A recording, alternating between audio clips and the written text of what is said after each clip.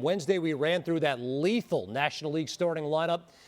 What an arsenal Dave Roberts has to choose from among his National League pitchers, including Mr. 3,000 strikeout ex Clayton Kershaw. Yeah, I'm going to do my best Tim Kirkshin right here. He joins Walter Johnson and Bob Gibson as the only pitchers with 3,000 or more strikeouts, all with one team. He's a beast. You passed the test. Chris Sale, a 9-time All-Star, though currently on the IL with a broken rib. Yeah, this is another one of those guys that I had to face coming up, and so disgusting with that fastball-slider combination, and he's reinvented himself just like Clayton Kershaw to make sure he continues to get strikeouts. Zach Wheeler started the day, the NL strikeout leader. And this is one of those guys you can expect him to go deep in a ball game, has 7 different pitches, all of them he could throw for strikes and strike guys out.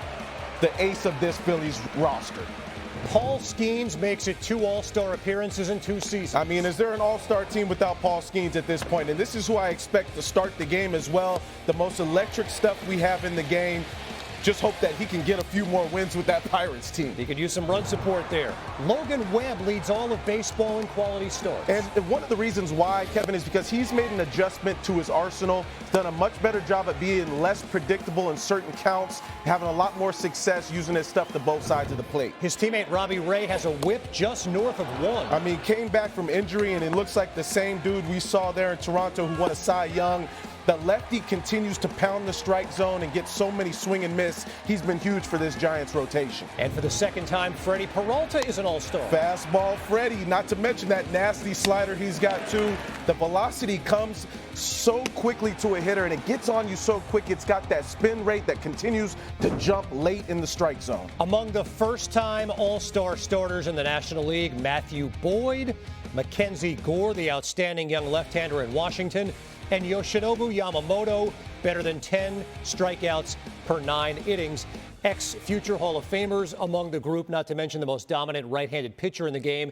And again, you seem to think Paul Skeens is the easy choice to start. Yeah, I just look at, you think about one guy that has some of the most electric stuff in the game right now, and Paul Skeens is one of those guys that gives you length. He has the ability to strike guys out, but also understands how to get weak contact. He's also introduced new pitches as a cutter into his game as well. This is the splinker that's normally he goes to with 2 strikes, but now he's become a pitcher that's so much more polished that we even saw at LSU. He makes it look easy out there, Kevin. And a reminder, you can see Matthew Boyd and the Chicago Cubs in action, part of our Sunday Night Baseball doubleheader tonight, Cubs and Cardinals from Wrigley Field. Those are the starters. How about the relievers in the National League? And among them, cue up Timmy Trumpets, it's Edwin Diaz. Yes, and when we talk about electricity, he's one of the main ones we talked about from the back end of the bullpen. You see the fastball, how it can ride on guys. The slider is disgusting as well, especially to righties. But he's got that accuracy with pinpoint control, too, with 2 strikes. Jason Adam, in his first full season with the Padres, gets the call. So underrated. He was so great with the Rays, but also now has transferred that over to San Diego and has been the same electric pitcher. The fastball has some serious spin rate to it. And Randy Rodriguez has given up just 3 earned runs all season. Yeah, he's made it look easy in that Giants bullpen that's really needed it. We've talked about their starting pitching, but Randy Rodriguez has some really good stuff as far as that slider, that fastball that dives down and away from lefties and into righties. The movement continues to move late in the strike zone. We learned the NL starters Wednesday night and talked about a collection of stars led, of course, by the great Ohtani. Dodger teammates Freddie Freeman and Will Smith will join him. Ronald Acuna, the hometown hero, leads an outfield that includes PCA and Kyle Tucker. As for the infield reserves, ex-Pete Alonso is already over 70 runs batted in. Yeah, impressive what he's done, and he started off early this season. I think that was one of the differences is when the Mets needed power and they needed a different type of Pete Alonso than last year, he brought it to the table, and that's one of the reasons why they find themselves winning this year.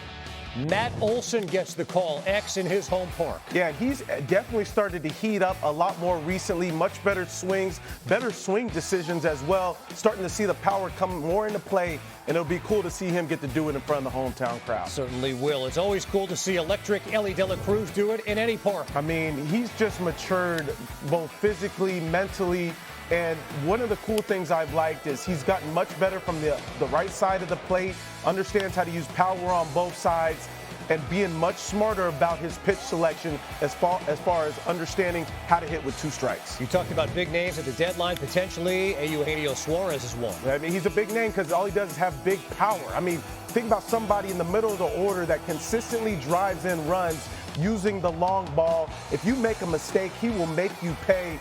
And glad to see him make his second career All-Star selection here tonight.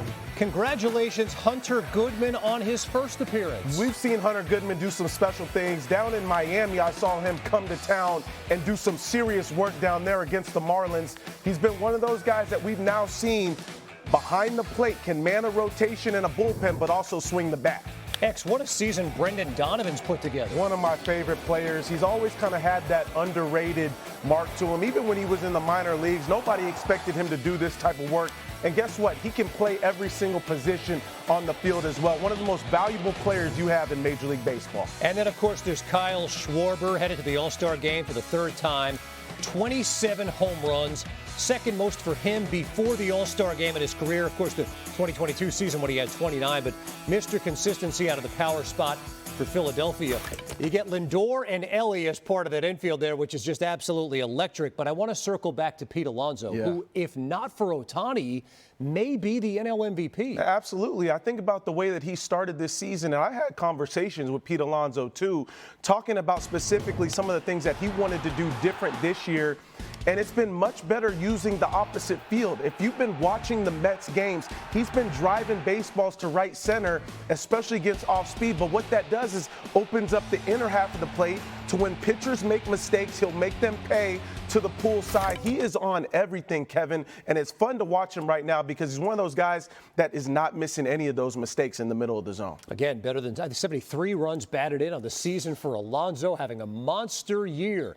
All right, we get through the infield reserves. Let's get to the outfield reserves. And what a breakout season it's been for James Wood. Crazy to think that this kid is 22 years old, quietly just goes about his business, hitting there in the nation's capital. He's won them a lot of games, but it's consistent power to the opposite field. I want to talk about him more a little bit later. Nothing like a first All-Star game for Miami's Kyle Stowers. Yeah, and you think about that trade coming over from the Orioles looking back like maybe we should have kept this one because this is a kid that can swing the bat, wakes up swinging the bat very well, uses the whole field well, a lot of low line drives. I love his game. Corbin Carroll leads the NL with 9 triples. When you think about an MVP candidate, I know he's hurt right now, but someone that can do every single thing on the field at an extremely high level, the performance every night, you can't keep your eyes off of him because he's going to do something special. And why have an All-Star game if this guy's not going? Oh, my goodness. He's made for the show, right? He's made for this type of platform. He knows people come out to watch him play because he does things like that, and he has fun doing it. He's like a little kid, Fernando Tatis Jr. We are back. He is the reigning AL Cy Young winner and an All-Star X for the second year in a row. And he should be. 148 strikeouts and 116 innings pitched. His team has 57 wins. That leads the league. But one of the main reasons because he's got 10 of them. ERA sitting at a 2.02. And look, what makes him special is the changeup and a fastball over 100 miles an hour. Garrett Crochet, an All-Star in year 1 in Boston. Yeah, really special. The intensity that he's had coming over to Boston. He's just about gone and done his work every single time out. He's been the one predictable pitcher in that rotation that's done it from start to the middle of the season. Yusei Kikuchi, an All-Star in year 1 with the Angels. Yeah, good to see him make those changes he made when he went from Toronto to Houston. He's now brought them over to the Angels, and we've seen him mix and match very well with his stuff now with the Angels. Another left-hander here. Where would the Yankees be without Max Fried? Oh, my goodness. When you talk about someone that understands how to get strikeouts, but also how to get himself ground balls, he does so well at that. But he also knows how to go deep and be very efficient in the strike zone, likes to get weak contact early and get strikeouts when he gets to 2 strikes. And the most experienced here, so good to see Jacob deGrom part of this game again. The reemergence has been amazing, especially after the injuries. He was one of the best pitchers in history for the Texas Rangers in the month of June. He's now gotten back to that untouchable Jacob deGrom that we saw with the Mets when he had the long hair and I had to face him. Yes, right, exactly. How'd you do against him, by the way? Let's not talk about it, Kev. Hunter Brown has been exceptional for the Astros. He's a first-time All-Star. Joining him among that group, Chris Bubich, Shane Smith, the White Sox representative, and Seattle's Brian Wu. An incredible group of left-handers between Crochet and Fried and Kikuchi and Skubal. Who has to be the starter? I mean, he has to be. He's the best one of the group. And, Kevin, when I think about how well the Detroit Tigers have played, The main reason is because you have somebody at the top of the rotation that goes out there and sets the tone. It's everybody else feeds off of that. It's almost an automatic win every time he goes out. We've seen him finish games with over 100-mile-an-hour fastball, but what makes it tough for a hitter is the changeup he throws 31% of the time, more than the four-seam fastball. So I've got to get ready with so many different pitches, and he does it in so many locations in the zone. Nobody wants to face that. He was great again on Sunday. We'll show you that coming up in baseball tonight in our second half hour. By the way, Corbin Burns started the game last year. Skubal could have started last year. He will start this year. There's a ton of experience among the relief corps for the American League, and Aroldis Chapman has sparkled in Boston. Yeah, and we continue to talk about him because he may be one of those guys at the trade deadline that we may see going to a different team just because of how good he's been. It's crazy to think he's been doing it for so long, and I still remember having to face him going back to 2014 through 16. It was tough. Triple digits like Josh Hader can get to. And this is one of those ones that quietly goes about his business. He's been about as automatic as any closer in the game this year. And once again, we're talking about how good the Astros have been because they've gotten great pitching and guy closing out the game like Josh Hader. And Andres Munoz is dependable as it gets. Yeah, we came in talking about the kick change this year. That's one of the nastier pitches we have in the game, but it's also the four-seam fastball that has a lot of run to it. You get a lot of swing and miss like you saw right there, guys throwing the bat because they can't touch it. Let's take a look at your 2025 MLB All-Star Game pitching breakdown brought to you by Pro Spirit. The 12 AL All-Star pitchers have combined for a 2.34 ERA this season, while the 13 NL All-Star pitchers have posted 10.2 Ks per inning.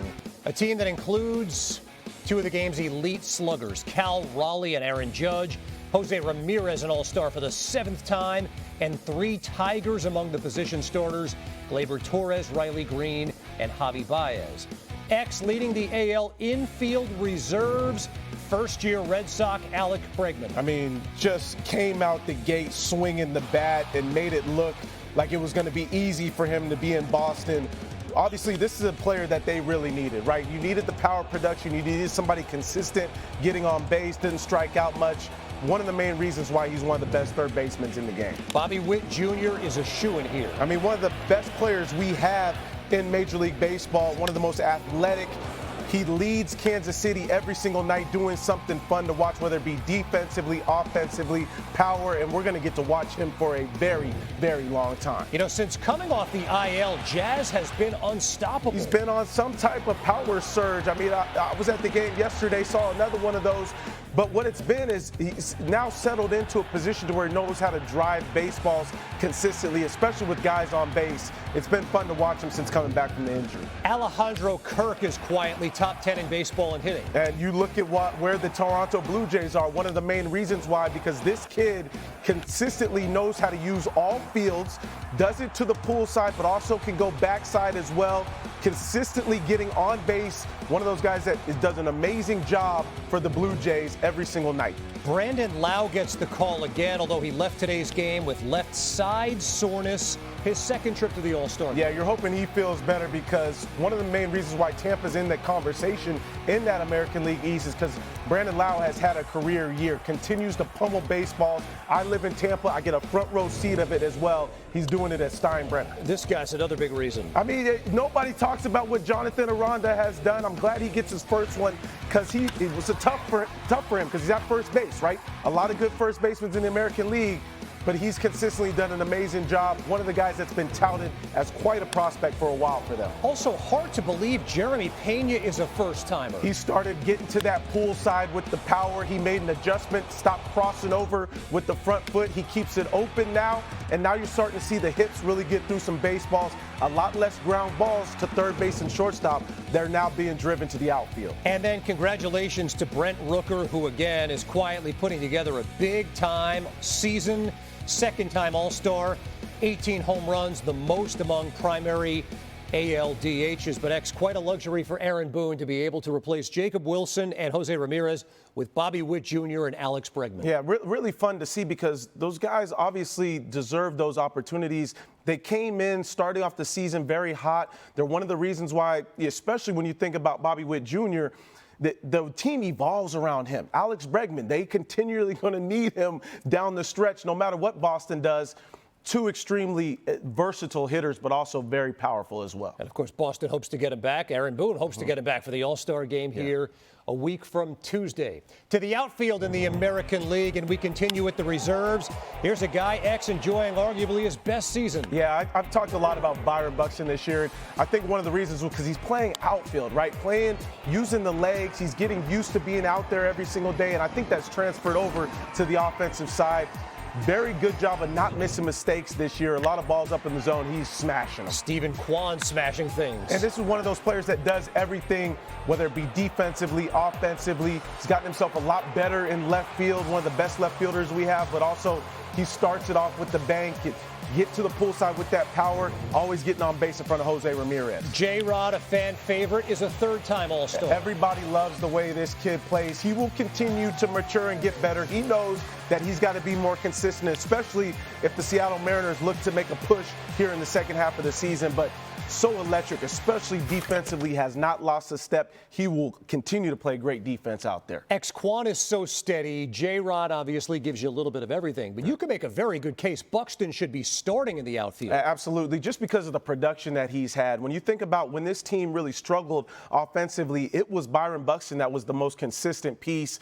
And I love his awareness of his pitch selection, getting pitches up in the zone. He's going to take his chances, and I think that's what's provided a little bit more power this year. And obviously, he's been healthy. That's the main focus for Byron Buxton. There's a hope that maybe he's a part of the home run derby as well, which Let's go. Filling up. There's a ton of great names in that as well. All right, we continue on here by taking a look at the first-time All-Stars, brought to you by Meineke. 9 first-timers in the American League, including starters Cal Raleigh, Jacob Wilson, and Ryan O'Hearn. There are 10 first-timers in the National League, Pete Crow Armstrong among them for the first-place Chicago Cubs. And X, we talked about this Wednesday when we went through the starters. Yeah. The new blood part of this All-Star game, a lot of big-time names. It tells you where the game is at, right? Because it's so athletic at this point. And one of the main guys I think of is Pete Crow Armstrong, who can do so many different things on the field. But also think about a guy like Jacob Wilson, right, who is an old-school type of player. All he does is hit. He's not going to strike out. He's not even looking for the walk. If something's there, something's close, he's banging it. And I love that part of his game because you get to see a little bit of that old school with some of that new school in a PCA and a lot of the athletes that are on this team. And we had a chance to talk to him on Wednesday. Just how genuine his reaction was really cool to see that he's going to be a starter for the National League. It's always so much fun to pick All-Stars. Yeah. But it's almost even more fun to talk about the all-snubby team. Give me some guys that are not a part of the game for now that should be a part of it. Well, I look at Seiya Suzuki, 24 home runs. I mean, when you think about hitting that many home runs before the All-Star break and also an 869 OPS, I know you couldn't have every Cub in this, but this is one of those guys that I think of that ultimately deserved an opportunity. He's been great in the middle of the order alongside PCA, Kyle Tucker as well. When I think about the American League, I got to go to Tampa and Junior Caminero. The kid has been electric. I think about the 21 home runs, some of the best bat speed in the game. He reminds me of Miguel Cabrera, the way he drives baseballs all over the field. Right-handed, a lot of pop, a very vicious swing, but also smooth and controlled. He's learned how to hit, and I like the idea that now Kevin Cash understands, okay, we got to get guys on in front of him because he's going to do some serious damage.